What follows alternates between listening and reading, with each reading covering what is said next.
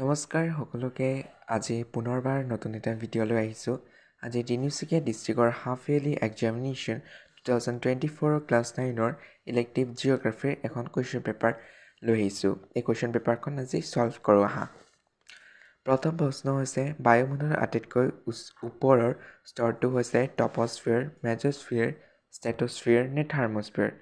শুদ্ধ উত্তৰটো হ'ব থাৰ্মস্ফিয়াৰ। টপস্ফিয়াৰৰ স্তৰত উচ্চতা অনুসৰি বায়ুৰ উত্তাপ প্ৰতি কিলোমিটাৰৰ গড় হিচাপে 6 ডিগ্ৰী চেলছিয়াছ হাৰত হ্ৰাস হোৱাটোক কোৱা হয় উষ্ণতা হ্ৰাস। ক্ৰতি হাৰ নিম্নচাপ ওপৰৰ এটা নহয়। শুদ্ধ উত্তৰটো হ'ব বি ত্ৰুটি হাৰ। তাৰপিছত পৰিচালন বৃষ্টি তলৰ কোন ঠাইত বেছিকৈ অনুভূত হয়? উপকূল অঞ্চলত, পাহাৰ পৰ্বতৰ প্ৰতিবাদ ঢালত, মেৰু অঞ্চলত নে বিষুৱীয় অঞ্চলত? শুদ্ধ উত্তৰটো হ'ব বিষুৱীয় অঞ্চলত।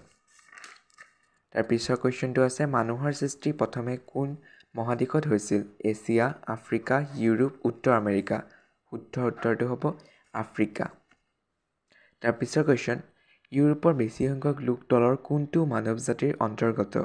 নিগ্ৰইড গোষ্ঠী, মংগোলীয় গোষ্ঠী, ককেশীয় গোষ্ঠী, মংগোলীয় গোষ্ঠী ওপৰৰ এটাও নহয়। শুদ্ধ উত্তৰটো হ'ব ককেশীয় গোষ্ঠী। তাৰপিছৰ কুৱেশ্যন সৌৰশক্তিৰ তলৰ কোনবিধ সম্পদৰ উদাহৰণ?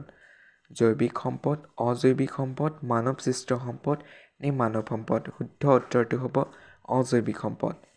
তাৰপিছৰ কুৱেশ্যনটো বসতি শ্ৰেণীক্ৰম সৰ্বোচ্চ স্থানত থকা বসতিটো হ'ল মহানগৰ, নগৰপুঞ্জ, নগৰ সংকটি নে নগৰ? শুদ্ধ উত্তৰটো হ'ব নগৰ সংকটি।